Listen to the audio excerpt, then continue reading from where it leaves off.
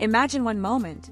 Not on stage, not fan service, and definitely not something meant for the public to see. The camera captured everything. No edits, no filters, no script. And from that second on, the internet was never the same. Welcome back to Jikook Lover.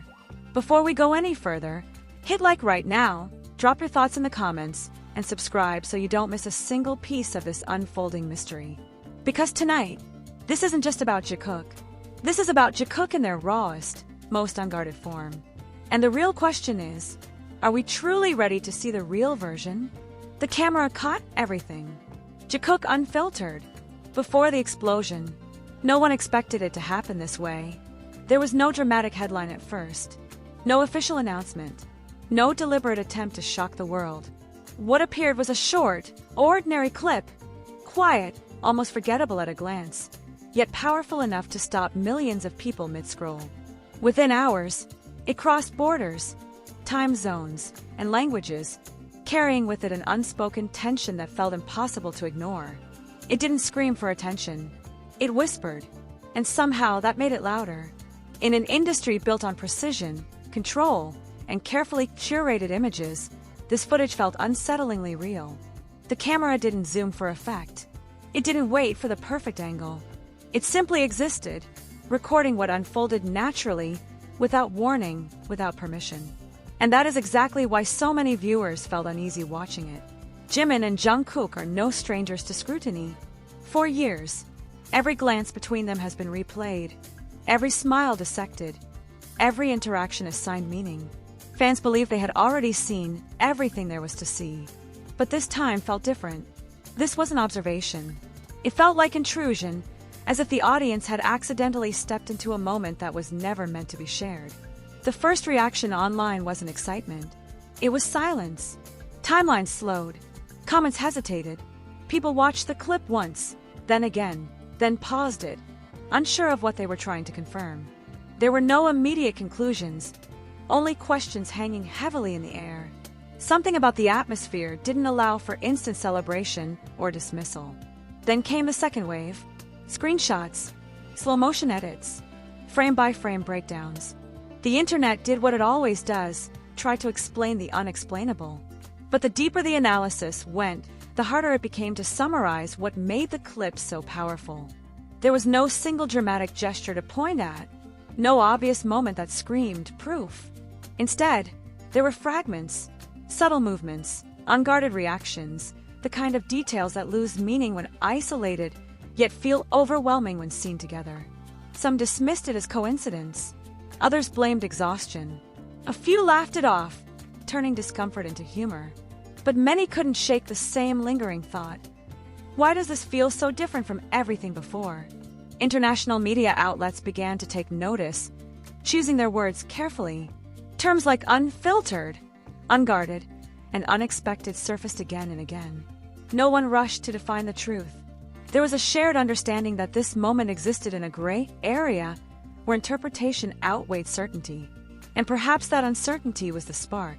Because when a moment refuses to explain itself, people project their own emotions onto it. Fans saw vulnerability. Skeptics saw illusion. Cultural observers saw a phenomenon reflecting the audience more than the subjects themselves. Meanwhile, the camera remained neutral, offering no clarification, no denial, no reassurance. What became undeniable, however, was this. From that moment forward, the way the public perceived Jimin and Jungkook shifted. Old clips were revisited with new eyes. New appearances were watched with heightened tension. A layer had been peeled back, intentionally or not, and pretending it wasn't there felt impossible. And the most unsettling part, we haven't even reached the core of what the camera actually captured. Because before examining the moment itself, we must ask a deeper question. Why was the world so ready, so eager, to believe this was the real version of Jikook?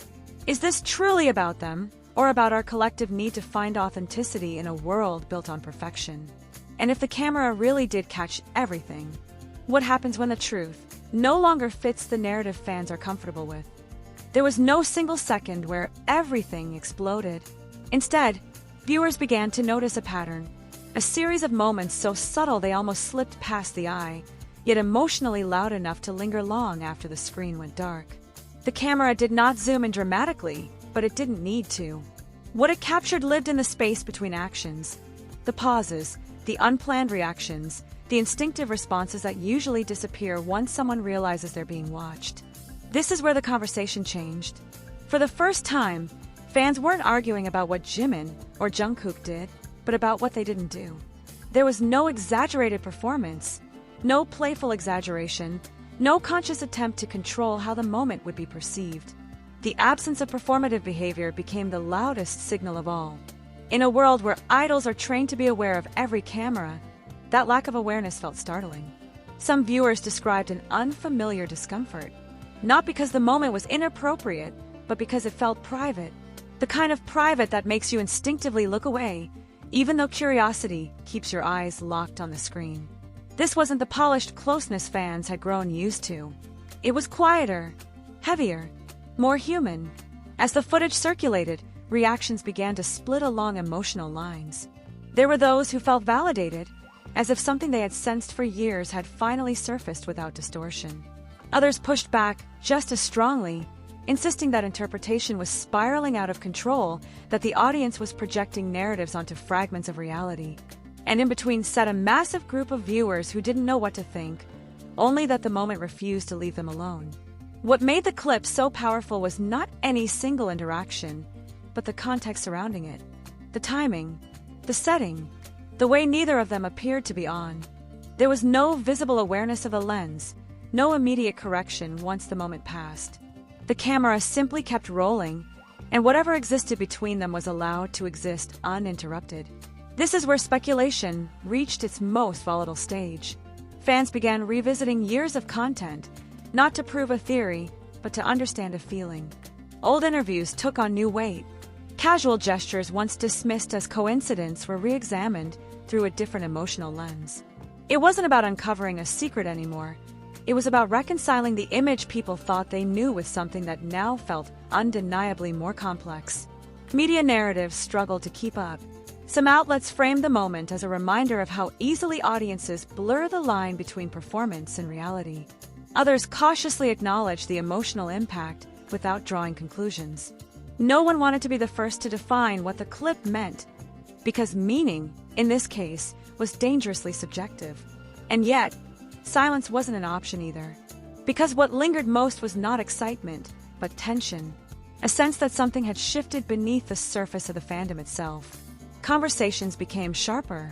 Defensiveness grew louder. Emotional investment deepened. The clip had stopped being just a video. It had become a mirror, reflecting back what viewers wanted, feared, or believed about the people on screen. Perhaps that is why the footage continues to resurface, long after the initial wave of attention. Not because it reveals a clear truth, but because it resists one. It refuses to settle into a neat explanation. Every rewatch raises a new question rather than answering an old one. And this raises a more uncomfortable issue. If the moment truly was unfiltered, if the camera really did capture something raw and unguarded, then what responsibility does the audience carry? At what point does observation turn into intrusion?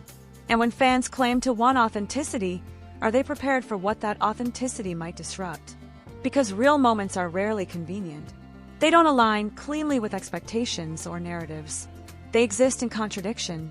And once seen, they cannot be unseen. Jimin and Jungkook have not addressed the clip. There has been no clarification, no statement, no attempt to redirect the conversation. That silence has only intensified the debate. Some see it as confirmation. Others see it as a necessary boundary. But everyone agrees on one thing: the absence of an explanation has become part of the story itself. In the end, this moment may not redefine Jikook, but it has undeniably redefined how people look at them. The camera didn't expose a secret, it exposed vulnerability. And vulnerability, when magnified by millions of eyes, becomes something far more powerful than proof. So the question remains, hanging uncomfortably in the air. If the camera truly caught everything, was it revealing the truth about Jimin and Jungkook? Or revealing how desperately the world wants that truth to exist?